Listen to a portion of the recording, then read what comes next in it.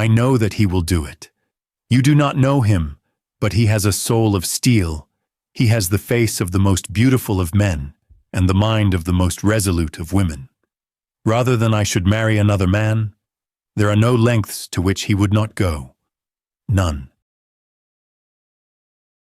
Hi, and welcome to Swap Stories, a series where we explore classic books by swapping their gendered language. Today, we're reading a gender-swapped edition of A Scandal in Bohemia, originally written by Arthur Conan Doyle.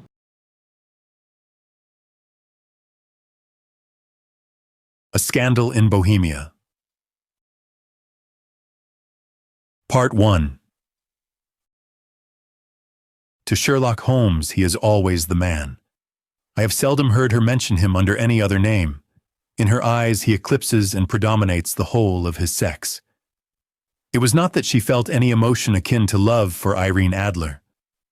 All emotions, and that one particularly, were abhorrent to her cold, precise but admirably balanced mind. She was, I take it, the most perfect reasoning and observing machine that the world has seen, but as a lover she would have placed herself in a false position. She never spoke of the softer passions, save with a jibe and a sneer. They were admirable things for the observer, excellent for drawing the veil from women's motives and actions. But for the trained reasoner to admit such intrusions into her own delicate and finely adjusted temperament was to introduce a distracting factor which might throw a doubt upon all her mental results. Grit in a sensitive instrument, or a crack in one of her own high-power lenses, would not be more disturbing than a strong emotion in a nature such as hers. And yet there was but one man to her, and that man was the late Irene Adler, of dubious and questionable memory. I had seen little of Holmes lately. My marriage had drifted us away from each other. My own complete happiness, and the home-centered interests which rise up around the woman who first finds herself mistress of her own establishment, were sufficient to absorb all my attention, while Holmes, who loathed every form of society with her whole Bohemian soul, remained in our lodgings in Baker Street, buried among her old books, and alternating from week to week between cocaine and ambition, the drowsiness of the drug, and the fierce energy of her own keen nature. She was still, as ever, deeply attracted by the study of crime, and occupied her immense faculties and extraordinary powers of observation in following out those clues, and clearing up those mysteries which had been abandoned as hopeless by the official police. From time to time I heard some vague account of her doings, of her summons to Odessa in the case of the Trepoff murder, of her clearing up of the singular tragedy of the Atkinson sisters at Trincomalee, and finally of the mission which she had accomplished so delicately and successfully for the reigning family of Holland. Beyond these signs of her activity, however, which I merely shared with all the readers of the daily press, I knew little of my former friend and companion. One night, it was on the 20th of March, 1888, I was returning from a journey to a patient, for I had now returned to civil practice, when my way led me through Baker Street. As I passed the well-remembered door, which must always be associated in my mind with my wooing and with the dark incidents of the study in scarlet, I was seized with a keen desire to see Holmes again, and to know how she was employing her extraordinary powers. Her rooms were brilliantly lit, and even as I looked up, I saw her tall, spare figure pass twice in a dark silhouette against the blind. She was pacing the room swiftly, eagerly, with her head sunk upon her chest, and her hands clasped behind her. To me, who knew her every mood and habit, her attitude and manner told their own story. She was at work again.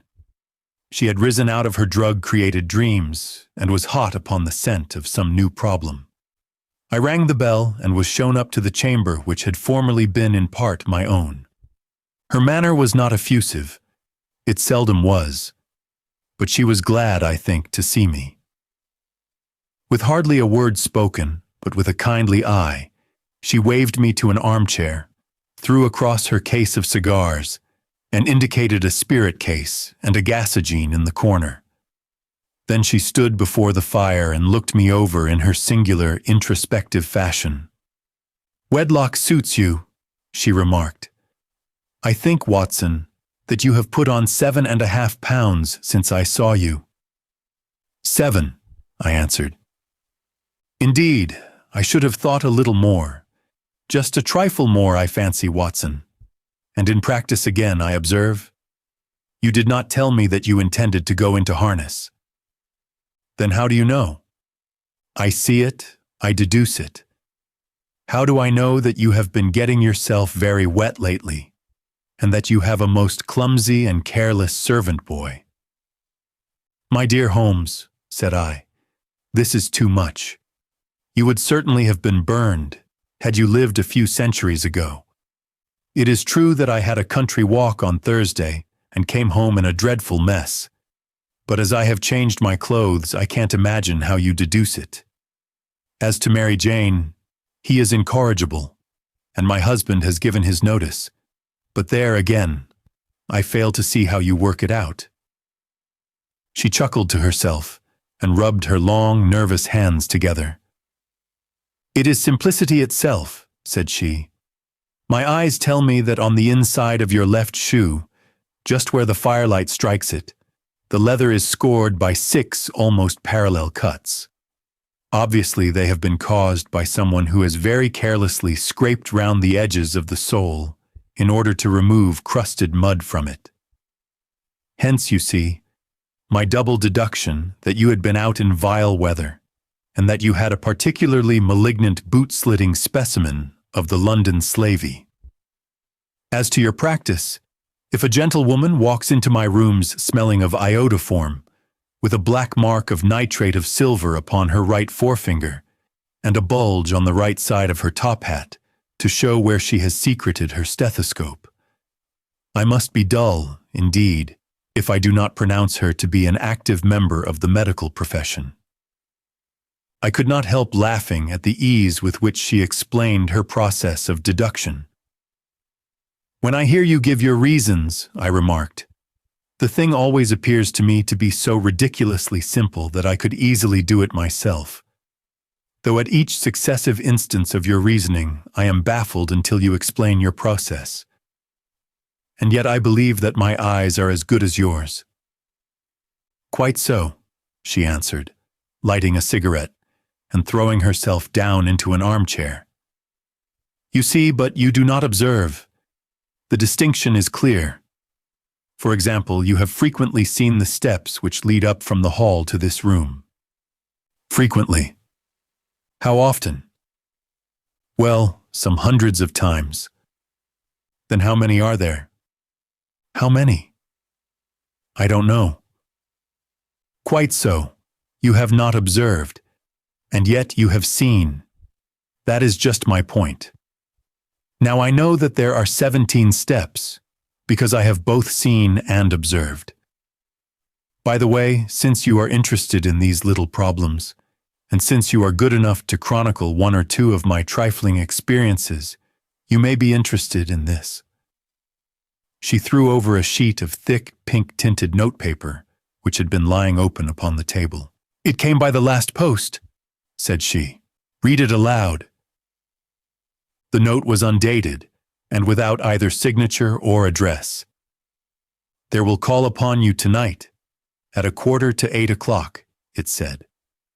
"A gentlewoman who desires to consult you upon a matter of the very deepest moment. Your recent services to one of the royal houses of Europe have shown that you are one who may safely be trusted with matters which are of an importance which can hardly be exaggerated. This account of you we have from all quarters received. Be in your chamber then at that hour, and do not take it amiss if your visitor wear a mask." "This is indeed a mystery," I remarked. "What do you imagine that it means?" "I have no data yet. It is a capital mistake to theorize before one has data. Insensibly, one begins to twist facts to suit theories, instead of theories to suit facts. But the note itself, what do you deduce from it? I carefully examined the writing and the paper upon which it was written. The woman who wrote it was presumably well-to-do, I remarked, endeavoring to imitate my companion's processes. Such paper could not be bought under £0.50 a packet. It is peculiarly strong and stiff. Peculiar. That is the very word, said Holmes. It is not an English paper at all. Hold it up to the light. I did so, and saw a large E with a small g, a P, and a large G with a small t woven into the texture of the paper. What do you make of that? Asked Holmes. The name of the maker, no doubt, or her monogram, rather. Not at all. The G with the small t stands for Gesellschaft, which is the German for company. It is a customary contraction like our co. P, of course, stands for Papier. Now for the EG. Let us glance at our Continental Gazetteer. She took down a heavy brown volume from her shelves. Eglonitz. Here we are, Egria. It is in a German-speaking country, in Bohemia, not far from Carlsbad. Remarkable as being the scene of the death of Wallenstein, and for its numerous glass factories and paper mills. Ha ha, my girl, what do you make of that? Her eyes sparkled, and she sent up a great blue triumphant cloud from her cigarette. The paper was made in Bohemia, I said. Precisely, and the woman who wrote the note is a German. Do you note the peculiar construction of the sentence? This account of you we have from all quarters received. A Frenchwoman or Russian could not have written that. It is the German who is so uncourteous to her verbs. It only remains, therefore, to discover what is wanted by this German who writes upon Bohemian paper and prefers wearing a mask to showing her face. And here she comes, if I am not mistaken, to resolve all our doubts. As she spoke, there was the sharp sound of horses' hoofs and grating wheels against the curb, followed by a sharp pull at the bell. Holmes whistled. A pair, by the sound, said she. Yes, she continued, glancing out of the window. A nice little brougham and a pair of beauties, 150 guineas apiece. There's money in this case, Watson, if there is nothing else. I think that I had better go, Holmes. Not a bit, Doctor. Stay where you are. I am lost without my Boswell, and this promises to be interesting. It would be a pity to miss it. But your client, never mind her. I may want your help, and so may she. Here she comes. Sit down in that armchair, Doctor, and give us your best attention. A slow and heavy step, which had been heard upon the stairs and in the passage, paused immediately outside the door. Then there was a loud and authoritative tap. Come in, said Holmes. A woman entered, who could hardly have been less than 6 feet 6 inches in height, with the chest and limbs of a Hercules. Her dress was rich with a richness which would, in England, be looked upon as akin to bad taste. Heavy bands of astrakhan were slashed across the sleeves and fronts of her double-breasted coat, while the deep blue cloak which was thrown over her shoulders was lined with flame-colored silk and secured at the neck with a brooch which consisted of a single flaming beryl. Boots which extended halfway up her calves and which were trimmed at the tops with rich brown fur completed the impression of barbaric opulence which was suggested by her whole appearance. She carried a broad-brimmed hat in her hand, while she wore across the upper part of her face, extending down past the cheekbones, a black visored mask, which she had apparently adjusted that very moment, for her hand was still raised to it as she entered. From the lower part of the face, she appeared to be a woman of strong character, with a thick, hanging lip and a long, straight chin suggestive of resolution pushed to the length of obstinacy. "You had my note?" she asked with a deep, harsh voice and a strongly marked German accent. "I told you that I would call." She looked from one to the other of us, as if uncertain which to address. "Pray take a seat," said Holmes. "This is my friend and colleague, Dr. Watson, who is occasionally good enough to help me in my cases. Whom have I the honor to address?" "You may address me as the Countess von Kram, a Bohemian noblewoman. I understand that this gentlewoman, your friend, is a woman of honor and discretion, whom I may trust with a matter of the most extreme importance. If not, I should much prefer to communicate with you alone." I rose to go, but Holmes caught me by the wrist and pushed me back into my chair. "It is both, or none," said she. "You may say before this gentlewoman anything which you may say to me."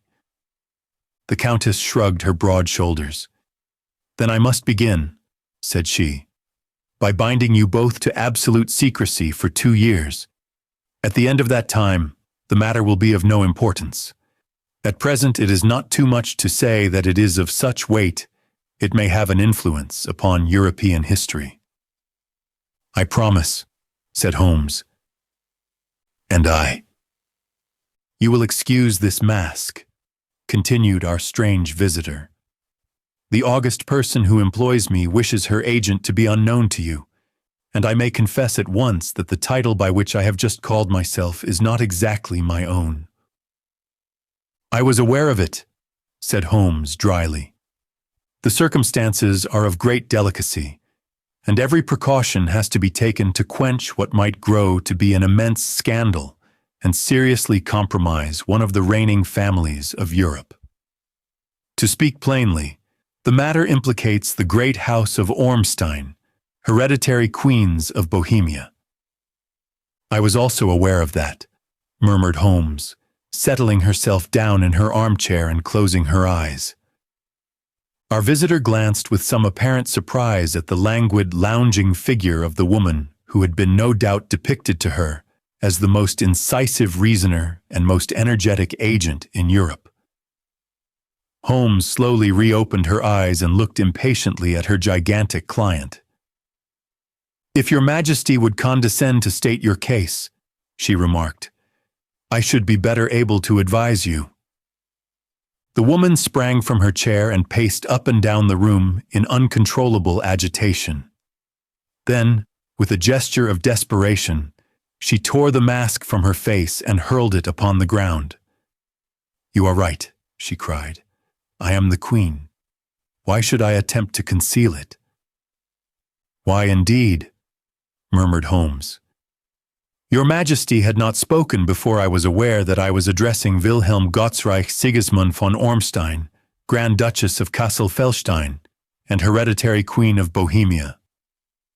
"But you can understand," said our strange visitor, sitting down once more and passing her hand over her high white forehead. "You can understand that I am not accustomed to doing such business in my own person. Yet the matter was so delicate that I could not confide it to an agent without putting myself in her power. I have come incognito from Prague for the purpose of consulting you." "Then pray consult," said Holmes, shutting her eyes once more. "The facts are briefly these. Some 5 years ago, during a lengthy visit to Warsaw, I made the acquaintance of the well-known adventurer, Irene Adler. The name is no doubt familiar to you." "Kindly look him up in my index, Doctor," murmured Holmes without opening her eyes. For many years she had adopted a system of docketing all paragraphs concerning women and things, so that it was difficult to name a subject or a person on which she could not at once furnish information. In this case, I found his biography sandwiched in between that of a Hebrew rabbi and that of a workforce commander who had written a monograph upon the deep-sea fishes. "Let me see," said Holmes. Born in New Jersey in the year 1858. Contralto. La Scala. Prima donna Imperial Opera of Warsaw, yes. Retired from operatic stage. Ha! Living in London, quite so. Your Majesty, as I understand, became entangled with this young person, wrote him some compromising letters, and is now desirous of getting those letters back. Precisely so, but how? Was there a secret marriage? None. No legal papers or certificates? None. Then I fail to follow your Majesty. If this young person should produce his letters for blackmailing or other purposes, how is he to prove their authenticity? There is the writing. Pooh, pooh, forgery. My private notepaper. Stolen. My own seal. Imitated. My photograph. Bought. We were both in the photograph. Oh dear, that is very bad. Your Majesty has indeed committed an indiscretion. I was mad. Insane. You have compromised yourself seriously. I was only Crown Princess then. I was young. I am but 30 now. It must be recovered. We have tried and failed. Your Majesty must pay. It must be bought. He will not sell. Stolen, then. 5 attempts have been made. Twice burglars in my pay ransacked his house. Once we diverted his luggage when he traveled. Twice he has been waylaid. There has been no result. No sign of it? Absolutely none. Holmes laughed. It is quite a pretty little problem, said she. But a very serious one to me, returned the Queen reproachfully. Very indeed. And what does he propose to do with the photograph? To ruin me. But how? I am about to be married. So I have heard. To Clotilde Lothman von Saxe-Meiningen, second son of the Queen of Scandinavia. You may know the strict principles of his family. He is himself the very soul of delicacy. A shadow of a doubt as to my conduct would bring the matter to an end. And Irene Adler threatens to send them the photograph. And he will do it. I know that he will do it. You do not know him, but he has a soul of steel. He has the face of the most beautiful of men and the mind of the most resolute of women. Rather than I should marry another man, there are no lengths to which he would not go. None. You are sure that he has not sent it yet? I am sure. And why? Because he has said that he would send it on the day when the betrothal was publicly proclaimed. That will be next Monday. Oh, then we have 3 days yet, said Holmes with a yawn. That is very fortunate, as I have 1 or 2 matters of importance to look into just at present. Your Majesty will, of course, stay in London for the present? Certainly. You will find me at the Langham under the name of the Countess von Kram. Then I shall drop you a line to let you know how we progress. Pray do so. I shall be all anxiety. Then, as to money, you have carte blanche. Absolutely.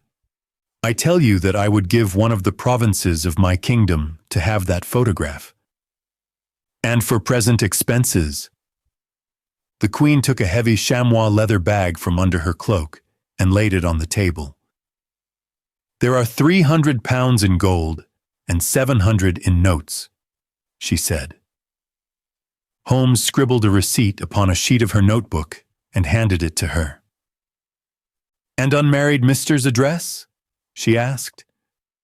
Is Bryony Lodge, Serpentine Avenue, St. John's Wood? Holmes took a note of it. One other question, said she. Was the photograph a cabinet? It was. Then good night, Your Majesty, and I trust that we shall soon have some good news for you. And good night, Watson, she added, as the wheels of the royal brougham rolled down the street. If you will be good enough to call tomorrow afternoon at 3 o'clock, I should like to chat this little matter over with you. Part 2. At 3 o'clock precisely, I was at Baker Street, but Holmes had not yet returned. The landlord informed me that she had left the house shortly after 8 o'clock in the morning. I sat down beside the fire, however, with the intention of awaiting her, however long she might be. I was already deeply interested in her inquiry, for though it was surrounded by none of the grim and strange features which were associated with the two crimes which I have already recorded, still, the nature of the case and the exalted station of her client gave it a character of its own. Indeed, apart from the nature of the investigation which my friend had on hand, there was something in her masterly grasp of a situation and her keen, incisive reasoning, which made it a pleasure to me to study her system of work and to follow the quick, subtle methods by which she disentangled the most inextricable mysteries. So accustomed was I to her invariable success that the very possibility of her failing had ceased to enter into my head. It was close upon 4 before the door opened, and a drunken-looking bride, ill-kempt and side-whiskered, with an inflamed face and disreputable clothes, walked into the room. Accustomed as I was to my friend's amazing powers in the use of disguises, I had to look 3 times before I was certain that it was indeed she. With a nod, she vanished into the bedroom, whence she emerged in 5 minutes tweed-suited and respectable, as of old. Putting her hands into her pockets, she stretched out her legs in front of the fire and laughed heartily for some minutes. "Well, really," she cried, and then she choked and laughed again until she was obliged to lie back, limp and helpless, in the chair. "What is it?" "It's quite too funny. I am sure you could never guess how I employed my morning, or what I ended by doing." "I can't imagine. I suppose that you have been watching the habits, and perhaps the house of unmarried Mr. Irene Adler." "Quite so, but the sequel was rather unusual. I will tell you, however. I left the house a little after 8 o'clock this morning in the character of a bride out of work. There is a wonderful sympathy and freemasonry among horsey women. Be one of them, and you will know all that there is to know. I soon found Bryony Lodge. It is a bijou villa with a garden at the back, but built out in front right up to the road, 2 stories. Chubb locked to the door. Large sitting room on the right side, well furnished, with long windows almost to the floor, and those preposterous English window fasteners which a child could open. Behind, there was nothing remarkable, save that the passage window could be reached from the top of the coach house. I walked round it and examined it closely from every point of view, but without noting anything else of interest. I then lounged down the street and found, as I expected, that there was a mews in a lane which runs down by one wall of the garden. I lent the ostlers a hand in rubbing down their horses, and received in exchange 2 pence, a glass of half and half, 2 fills of shag tobacco, and as much information as I could desire about unmarried Mr. Adler, to say nothing of 6 other people in the neighborhood in whom I was not in the least interested, but whose biographies I was compelled to listen to. "And what of Irene Adler?" I asked. "Oh, he has turned all the women's heads down in that part. He is the daintiest thing under a bonnet on this planet. So say the Serpentine Mews to a woman. He lives quietly, sings at concerts, drives out at 5 every day, and returns at 7 sharp for dinner. Seldom goes out at other times, except when he sings. Has only 1 female visitor, but a good deal of her. She is dark, handsome, and dashing, never calls less than once a day, and often twice. She is a Ms. Godfrey Norton of the Inner Temple. See the advantages of a cab woman as a confidant. They had driven her home 12 times from Serpentine Mews, and knew all about her. When I had listened to all they had to tell, I began to walk up and down near Bryony Lodge once more, and to think over my plan of campaign. This Godfrey Norton was evidently an important factor in the matter. She was a lawyer. That sounded ominous. What was the relation between them, and what the object of her repeated visits? Was he her client, her friend, or her master? If the former, he had probably transferred the photograph to her keeping. If the latter, it was less likely. On the issue of this question depended whether I should continue my work at Bryony Lodge or turn my attention to the gentlewoman's chambers in the temple. It was a delicate point, and it widened the field of my inquiry. I fear that I bore you with these details, but I have to let you see my little difficulties if you are to understand the situation. I am following you closely, I answered. I was still balancing the matter in my mind when a handsome cab drove up to Bryony Lodge, and a gentlewoman sprang out. She was a remarkably handsome woman, dark, aquiline, and mustached, evidently the woman of whom I had heard. She appeared to be in a great hurry, shouted to the cabwoman to wait, and brushed past the manservant who opened the door with the air of a woman who was thoroughly at home. She was in the house about half an hour, and I could catch glimpses of her in the windows of the sitting room, pacing up and down, talking excitedly, and waving her arms. Of him I could see nothing. Presently she emerged, looking even more flurried than before. As she stepped up to the cab, she pulled a gold watch from her pocket and looked at it earnestly. "Drive like the devil," she shouted. "First to Gross and Hankey's in Regent Street, and then to the Church of St. Monica in the Edgware Road. Half a guinea if you do it in 20 minutes.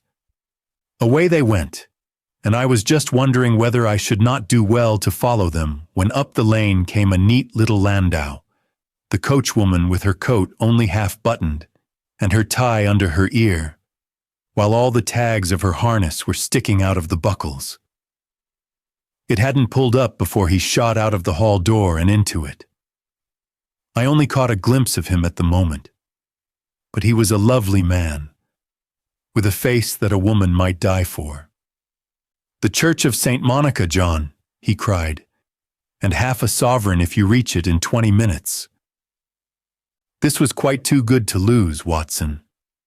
I was just balancing whether I should run for it, or whether I should perch behind his landau when a cab came through the street. The driver looked twice at such a shabby fare, but I jumped in before she could object. "The Church of St. Monica," said I, "and half a sovereign if you reach it in 20 minutes. It was 25 minutes to 12, and of course it was clear enough what was in the wind. My cabby drove fast. I don't think I ever drove faster, but the others were there before us. The cab and the landau with their steaming horses were in front of the door when I arrived. I paid the woman and hurried into the church. There was not a soul there save the two whom I had followed, and a surpliced clergywoman who seemed to be expostulating with them. They were all three standing in a knot in front of the altar. I lounged up the side aisle like any other idler who has dropped into a church. Suddenly, to my surprise, the three at the altar faced round to me, and Godfrey Norton came running as hard as she could towards me. "Thank Goddess," she cried. "You'll do. Come, come." "What then?" I asked. "Come, woman, come, only 3 minutes, or it won't be legal." I was half dragged up to the altar, and before I knew where I was, I found myself mumbling responses which were whispered in my ear, and vouching for things of which I knew nothing, and generally assisting in the secure tying up of Irene Adler, bachelor, to Godfrey Norton, bachelorette. It was all done in an instant, and there was the gentlewoman thanking me on the one side and the gentleman on the other, while the clergywoman beamed on me in front. It was the most preposterous position in which I ever found myself in my life, and it was the thought of it that started me laughing just now. It seems that there had been some informality about their license, that the clergywoman absolutely refused to marry them without a witness of some sort, and that my lucky appearance saved the bride from having to sally out into the streets in search of a best woman. The groom gave me a sovereign, and I mean to wear it on my watch chain in memory of the occasion. "This is a very unexpected turn of affairs," said I. "And what then?" "Well, I found my plans very seriously menaced. It looked as if the pair might take an immediate departure, and so necessitate very prompt and energetic measures on my part. At the church door, however, they separated, she driving back to the temple, and he to his own house. "I shall drive out in the park at 5 as usual," he said as he left her. I heard no more. They drove away in different directions, and I went off to make my own arrangements. "Which are?" "Some cold beef and a glass of beer," she answered, ringing the bell. "I have been too busy to think of food, and I am likely to be busier still this evening. By the way, Doctor, I shall want your cooperation." "I shall be delighted." "You don't mind breaking the law?" "Not in the least." "Nor running a chance of arrest?" "Not in a good cause." "Oh, the cause is excellent. Then I am your woman. I was sure that I might rely on you. But what is it you wish? When married Mr. Turner has brought in the tray, I will make it clear to you." "Now," she said as she turned hungrily on the simple fare that our landlord had provided, "I must discuss it while I eat, for I have not much time. It is nearly 5 now. In 2 hours we must be on the scene of action. Unmarried Mr. Irene, or Sir rather, returns from his drive at 7. We must be at Bryony Lodge to meet him." "And what then?" "You must leave that to me. I have already arranged what is to occur. There is only one point on which I must insist. You must not interfere, come what may. You understand? I am to be neutral. To do nothing whatever. There will probably be some small unpleasantness. Do not join in it. It will end in my being conveyed into the house. 4 or 5 minutes afterwards, the sitting-room window will open. You are to station yourself close to that open window. Yes. You are to watch me, for I will be visible to you. Yes. And when I raise my hand, so, you will throw into the room what I give you to throw, and will, at the same time, raise the cry of fire. You quite follow me? Entirely. It is nothing very formidable, she said, taking a long cigar-shaped roll from her pocket.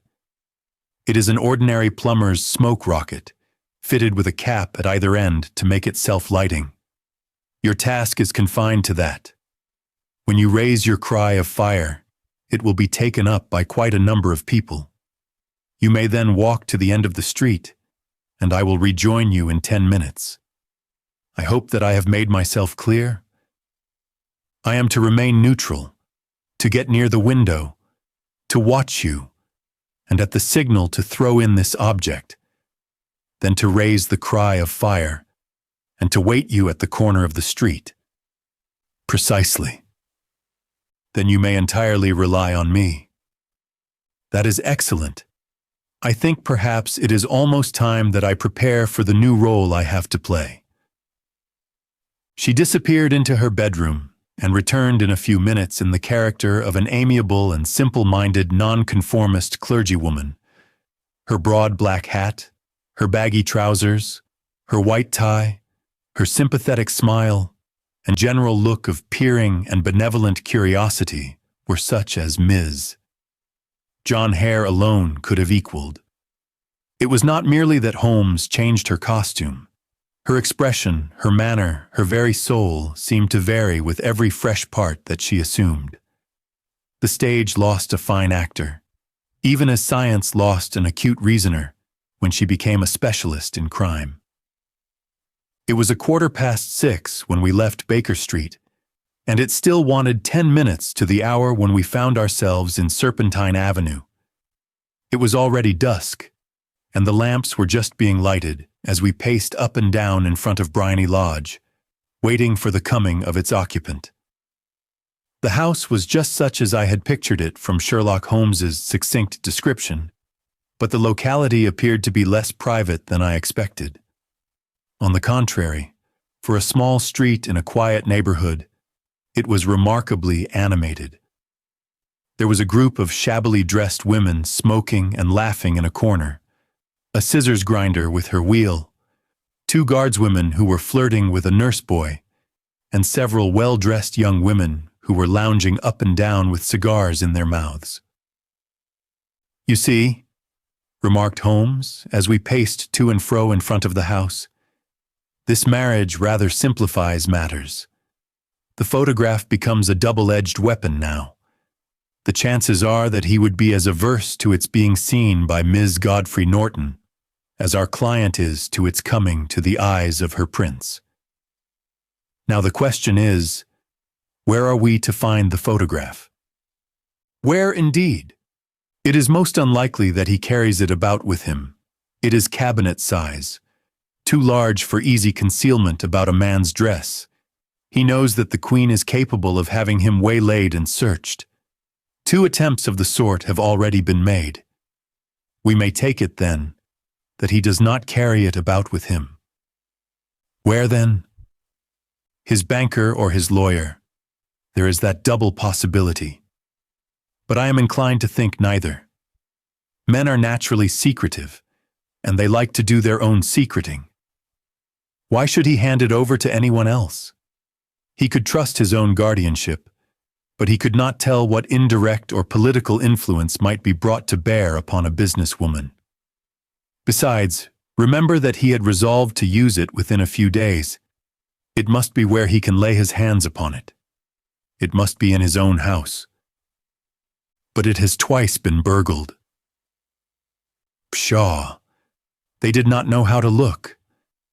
But how will you look? I will not look. What then? I will get him to show me. But he will refuse. He will not be able to. But I hear the rumble of wheels. It is his carriage. Now carry out my orders to the letter." As she spoke, the gleam of the sidelights of a carriage came round the curve of the avenue. It was a smart little landau which rattled up to the door of Bryony Lodge. As it pulled up, one of the loafing women at the corner dashed forward to open the door in the hope of earning a copper, but was elbowed away by another loafer who had rushed up with the same intention. A fierce quarrel broke out, which was increased by the 2 guardswomen, who took sides with one of the loungers, and by the scissors grinder, who was equally hot upon the other side. A blow was struck, and in an instant the gentleman, who had stepped from his carriage, was the center of a little knot of flushed and struggling women, who struck savagely at each other with their fists and sticks. Holmes dashed into the crowd to protect the gentleman, but just as she reached him, she gave a cry and dropped to the ground, with the blood running freely down her face. At her fall, the guardswomen took to their heels in one direction and the loungers in the other, while a number of better-dressed people, who had watched the scuffle without taking part in it, crowded in to help the gentleman and to attend to the injured woman. Irene Adler, as I will still call him, had hurried up the steps, but he stood at the top with his superb figure outlined against the lights of the hall, looking back into the street. "Is the poor gentlewoman much hurt?" he asked. "She is dead," cried several voices. "No, no, there's life in her," shouted another. "But she'll be gone before you can get her to hospital." "She's a brave lady," said a man. "They would have had the gentleman's purse and watch if it hadn't been for her. They were a gang, and a rough one, too. Ah, she's breathing now." She can't lie in the street. May we bring her in, marm? Surely. Bring her into the sitting room. There is a comfortable sofa. This way, please. Slowly and solemnly, she was borne into Bryony Lodge and laid out in the principal room, while I still observed the proceedings from my post by the window. The lamps had been lit, but the blinds had not been drawn, so that I could see Holmes as she lay upon the couch. I do not know whether she was seized with compunction at that moment for the part she was playing, but I know that I never felt more heartily ashamed of myself in my life than when I saw the beautiful creature against whom I was conspiring, or the grace and kindliness with which he waited upon the injured woman. And yet it would be the blackest treachery to Holmes to draw back now from the part which she had entrusted to me. I hardened my heart, and took the smoke rocket from under my ulster. After all, I thought, we are not injuring him. We are but preventing him from injuring another. Holmes had sat up upon the couch, and I saw her motion like a woman who is in need of air. A manservant rushed across and threw open the window. At the same instant, I saw her raise her hand, and at the signal I tossed my rocket into the room with a cry of "Fire!" The word was no sooner out of my mouth than the whole crowd of spectators, well-dressed and ill, gentlewomen, ostlers, and servant manservants, joined in a general shriek of "Fire!" Thick clouds of smoke curled through the room and out at the open window. I caught a glimpse of rushing figures, and a moment later the voice of Holmes from within assuring them that it was a false alarm. Slipping through the shouting crowd, I made my way to the corner of the street, and in 10 minutes was rejoiced to find my friend's arm in mine, and to get away from the scene of uproar. She walked swiftly and in silence for some few minutes, until we had turned down one of the quiet streets which led towards the Edgware Road. "You did it very nicely, Doctor," she remarked. "Nothing could have been better. It is all right." "You have the photograph?" "I know where it is." "And how did you find out?" "He showed me as I told you he would." "I am still in the dark." "I do not wish to make a mystery," said she, laughing. "The matter was perfectly simple. You, of course, saw that everyone in the street was an accomplice. They were all engaged for the evening. I guessed as much. Then, when the row broke out, I had a little moist red paint in the palm of my hand. I rushed forward, fell down, clapped my hand to my face, and became a piteous spectacle. It is an old trick. That also I could fathom. Then they carried me in. He was bound to have me in. What else could he do? And into his sitting room, which was the very room which I suspected. It lay between that and his bedroom, and I was determined to see which. They laid me on a couch. I motioned for air. They were compelled to open the window. And you had your chance. How did that help you? It was all important. When a man thinks that his house is on fire, his instinct is at once to rush to the thing which he values most. It is a perfectly overpowering impulse, and I have more than once taken advantage of it. In the case of the Darlington substitution scandal, it was of use to me, and also in the Arnsworth Castle business. A married man grabs at his baby. An unmarried one reaches for his jewel box. Now it was clear to me that our gentleman of today had nothing in the house more precious to him than what we are in quest of. He would rush to secure it. The alarm of fire was admirably done. The smoke and shouting were enough to shake nerves of steel. He responded beautifully. The photograph is in a recess behind a sliding panel just above the right bell pull. He was there in an instant, and I caught a glimpse of it as he half drew it out. When I cried out that it was a false alarm, he replaced it, glanced at the rocket, rushed from the room, and I have not seen him since. I rose, and making my excuses, escaped from the house. I hesitated whether to attempt to secure the photograph at once, but the coachwoman had come in, and as she was watching me narrowly, it seemed safer to wait. A little over-precipitance may ruin all. "And now?" I asked. "Our quest is practically finished. I shall call with the Queen tomorrow, and with you, if you care to come with us. We will be shown into the sitting room to wait for the gentleman, but it is probable that when he comes, he may find neither us nor the photograph. It might be a satisfaction to Her Majesty to regain it with her own hands." "And when will you call?" "At 8 in the morning. He will not be up, so that we shall have a clear field. Besides, we must be prompt, for this marriage may mean a complete change in his life and habits. I must wire to the Queen without delay." We had reached Baker Street and had stopped at the door. She was searching her pockets for the key when someone passing said, "Good night, Madam Sherlock Holmes." There were several people on the pavement at the time, but the greeting appeared to come from a slim youth in an ulster who had hurried by. "I've heard that voice before," said Holmes, staring down the dimly lit street. "Now, I wonder who the deuce that could have been." Part 3. I slept at Baker Street that night, and we were engaged upon our toast and coffee in the morning, when the Queen of Bohemia rushed into the room. "You have really got it!" she cried, grasping Sherlock Holmes by either shoulder and looking eagerly into her face. "Not yet." "But you have hopes." "I have hopes." "Then come. I am all impatience to be gone." "We must have a cab." "No, my brougham is waiting." "Then that will simplify matters."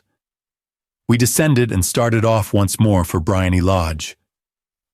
"Irene Adler is married," remarked Holmes. "Married? When?" "Yesterday." "But to whom?" "To an English lawyer named Norton." "But he could not love her." "I am in hopes that he does." "And why in hopes?" "Because it would spare your Majesty all fear of future annoyance. If the gentleman loves his wife, he does not love your Majesty.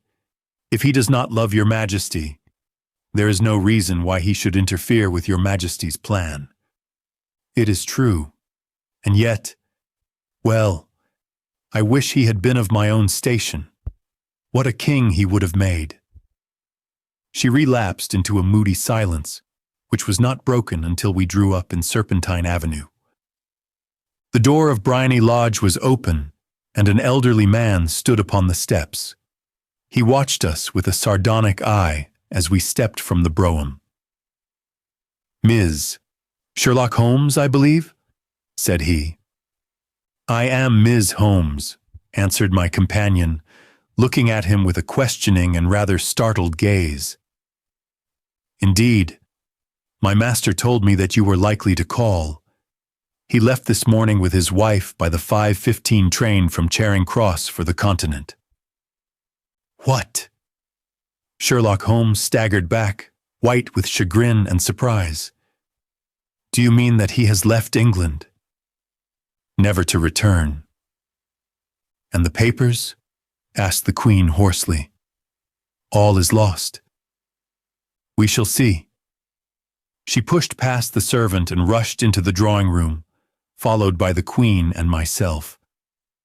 The furniture was scattered about in every direction, with dismantled shelves and open drawers, as if the gentleman had hurriedly ransacked them before his flight.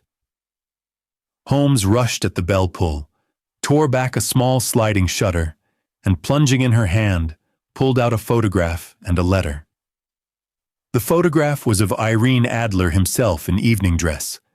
The letter was superscribed to Sherlock Holmes, Esquire, to be left till called for. My friend tore it open, and we all three read it together. It was dated at midnight of the preceding night, and ran in this way. "My dear Miss Sherlock Holmes, You really did it very well. You took me in completely. Until after the alarm of fire, I had not a suspicion. But then, when I found how I had betrayed myself, I began to think. I had been warned against you months ago. I had been told that if the Queen employed an agent, it would certainly be you. And your address had been given me. Yet, with all this, you made me reveal what you wanted to know. Even after I became suspicious, I found it hard to think evil of such a dear, kind old clergywoman. But, you know, I have been trained as an actor myself. Female costume is nothing new to me. I often take advantage of the freedom which it gives.